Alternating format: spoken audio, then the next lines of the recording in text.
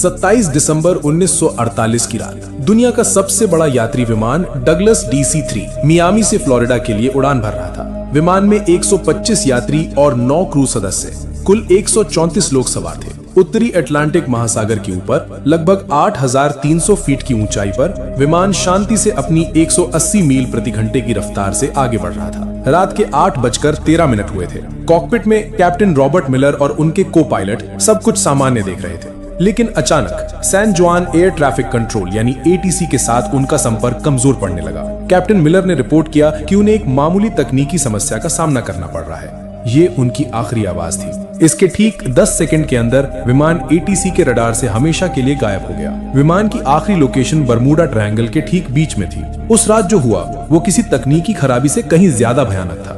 विमान दुनिया की सबसे रहस्यमयी जगह बरमूडा ट्रायंगल के एक ऐसे बवंडर में फंस गया था जिसके बारे में किसी ने न कभी सुना था न कभी देखा था। पलक झपकते ही विमान के अंदर चीख पुकार मच गई। कैप्टन मिलर ने अपनी पूरी ताकत से प्लेन को संभालने की कोशिश की, लेकिन तब तक बहुत देर हो चुकी थी। तूफान ने पूरे विमान को अपनी चपेट में ले लिया था और उसे किसी खिलौने की तरह घुमा रहा था। प्लेन के सारे इलेक्ट्रॉनिक उपकरण, कंपास, रेडार सब कुछ बंद हो चुका था। विमान अब किसी इंसान के नियंत्रण में नहीं था, वो सिर्फ तूफान की रफ्तार से अंधाधुंध उड़े जा रहा था। लगभग आधा घंटा उस जानलेवा बवंडर में जूझने के बाद जब विमान तूफान से बाहर निकला तो चारों तरफ सिर्फ अंतहीन समंदर था।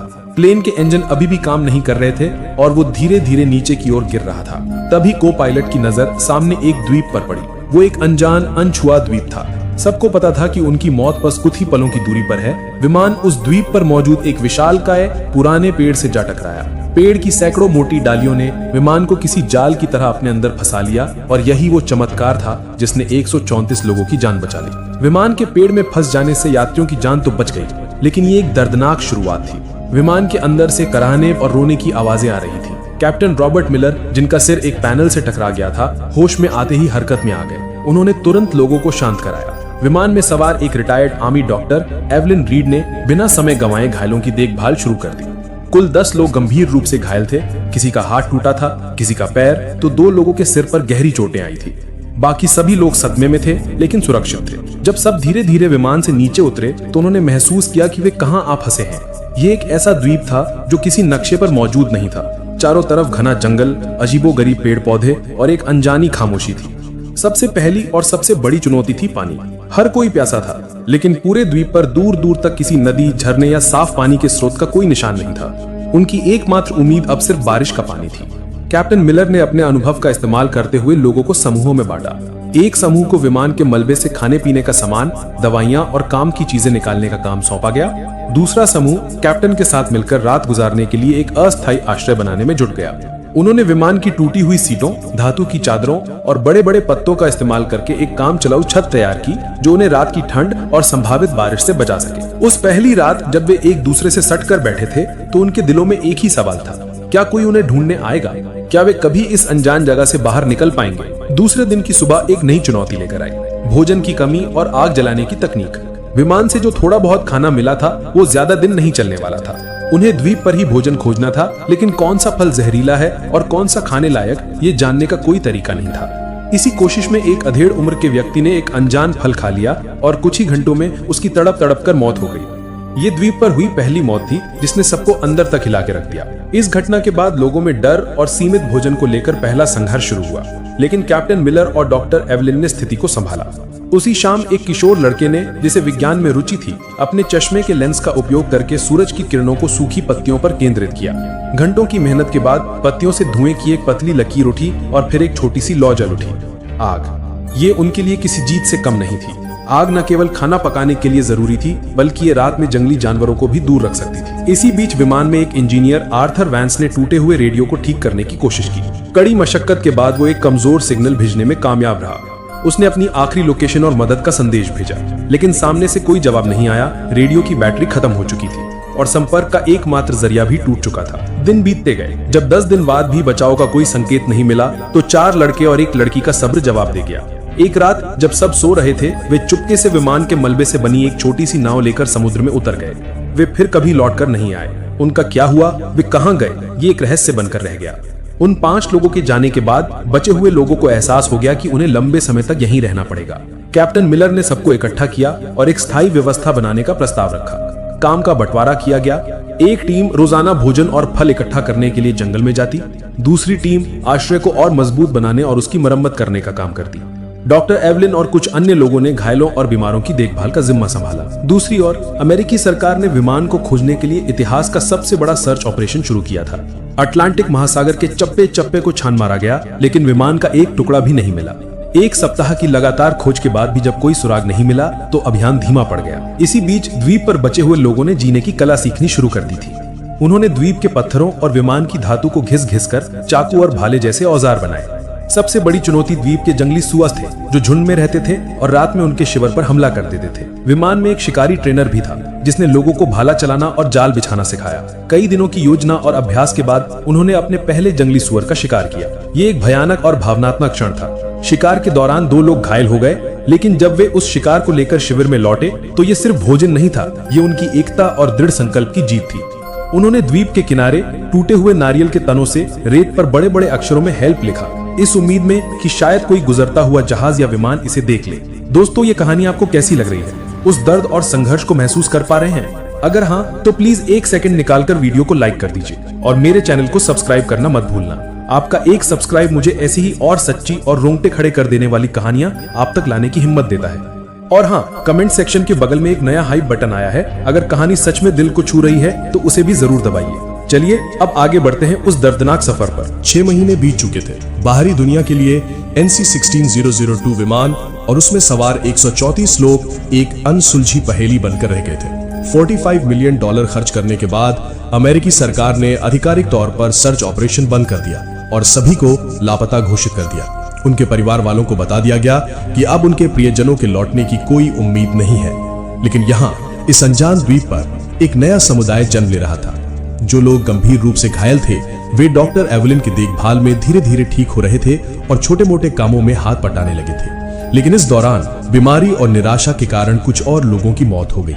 बचने का कोई रास्ता न देखकर कई लोग मानसिक रूप से टूट गए थे और उन्होंने दम तोड़ दिया।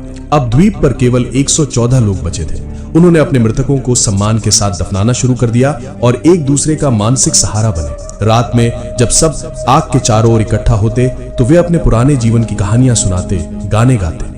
लगभग 1.5 साल बाद द्वीप पर पहली बार किसी बच्चे की किलकारी गूंजी। एक युवा जोड़े के यहाँ एक स्वस्थ बेटे का जन्म हुआ। उस बच्चे का जन्म द्वीप पर मौजूद हर इंसान के लिए एक नई उम्मीद लेकर आया। 2 साल बीत गए। इस दौरान उन्होंने द्वीप पर जीना सीख लिया था। उन्होंने छोटी मोटी खेती शुरू कर दी थी और मछली पकड़ने के नए नए तरीके इजाद कर लिए थे। लेकिन सभ्य दुनिया में लौटने की इच्छा अभी भी उनके दिलों में चल रही थी। इंजीनियर आर्थर वेंस के नेतृत्व में सभी ने मिलकर एक बड़ी नाव बनाने का फैसला किया। ये उनका सबसे बड़ा और सबसे महत्वाकांक्षी प्रोजेक्ट था। महीनों की कड़ी मेहनत के बाद उन्होंने विमान के टुकड़ों, लकड़ी और बेलों का उपयोग करके एक बड़ी मजबूत नाव तैयार की। जिस दिन उन्होंने नाव को समुद्र में उतारा वो किसी त्योहार से कम नहीं था। 25 सबसे मजबूत और अनुभवी लोगों को उस नाव पर सवार किया गया, इस वादे के साथ कि वे मदद लेकर वापस लौटेंगे। नाव द्वीप से कुछ मील दूर तक तो ठीक चली, लेकिन फिर मौसम ने अपना असली रूप दिखाया। अचानक आसमान में काले बादल घिर आए और एक भयानक तूफान ने उनकी नाव को घेर लिया। ऊंची ऊंची लहरों ने नाव को पलट दिया। उनमें से कुछ ही लोग तैरकर किसी तरह वापस द्वीप के किनारे पहुंच पाए, लेकिन उस हादसे में 16 लोगों की जान चली गई। ये द्वीप पर अब तक का सबसे बड़ा झटका था। पहले ही बीमारी और निराशा से 15 लोग मर चुके थे और अब इस हादसे ने 16 और जानें ले ली। कुल मिलाकर 31 लोगों की मौत हो चुकी थी और 5 पहले ही भाग गए थे। अब द्वीप पर केवल 98 लोग बचे थे। इस घटना ने उनके बचने के विश्वास को चकनाचूर कर दिया। कई लोगों ने मान लिया कि ये द्वीप ही उनकी कब्र बनेगा और यहाँ से निकलने की कोशिश करना मौत को दावत देना है। 5 साल गुजर चुके थे। जो बच्चे द्वीप पर पैदा हुए थे उनके लिए यही उनकी दुनिया थी। उन्होंने कभी कार, बिजली या शहर नहीं देखे थे। बड़े लोग उन्हें अपनी पुरानी दुनिया की कहानियां सुनाते जो उन बच्चों के लिए किसी परी कथा से कम नहीं थी। लेकिन समय के साथ समाज में दरारें पड़ने लगी।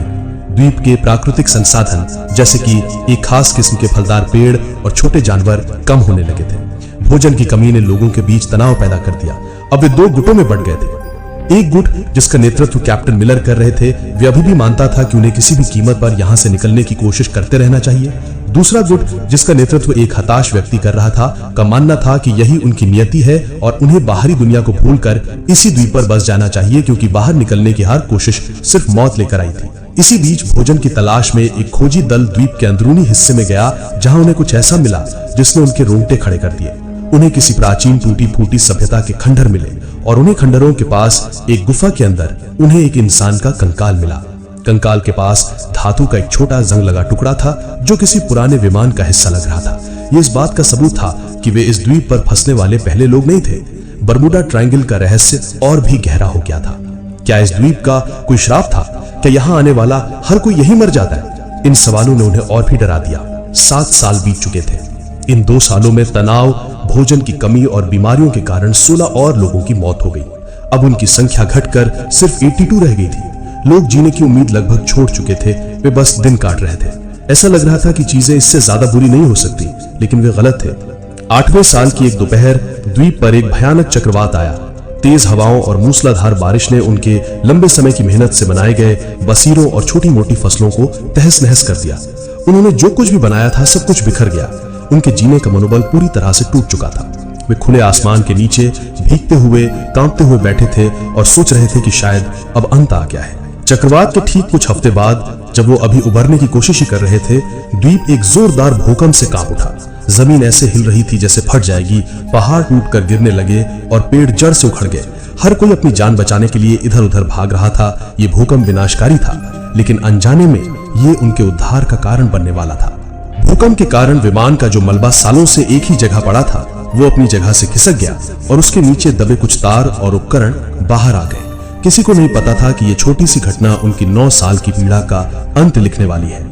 भूकंप के कुछ दिन बाद जब सब कुछ शांत हुआ तो इंजीनियर आर्थर वेंस यूं ही टूटे हुए मलबे का निरीक्षण कर रहा था। तभी उसकी नजर विमान के उस रेडियो पर पड़ी जो अब एक अलग कोण पर पड़ा था। उसी समय वैज्ञानिकों के अनुसार एक तीव्र सौर तूफान, जिसे सोलर फ्लेयर कहते हैं, उठा, जिसने पृथ्वी के चुंबकीय क्षेत्र को प्रभावित किया।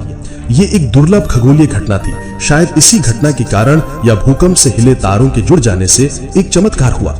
आर्थर ने जब यूं ही रेडियो का एक स्विच दबाया तो उसमें से एक हल्की सी खरखराहट की आवाज आई। उसके दिल की धड़कन बढ़ गई। उसने कांपते हाथों से बैटरी के बचे कुछ तारों को जोड़ा और 9 साल में पहली बार रेडियो की हरी बत्ती जल उठी। उसने तुरंत माइक उठाया और एक कांपती हुई आवाज में कहा, मेडे मेडे मेडे, ये फ्लाइट NC-16002 है। क्या कोई सुन रहा है? हम जिंदा हैं। हम 9 साल से एक द्वीप पर फंसे हुए हैं। दूसरी तरफ मियामी के एयर ट्रैफिक कंट्रोल में एक ऑपरेटर ने जब ये संदेश सुना तो उसे अपने कानों पर विश्वास नहीं हुआ।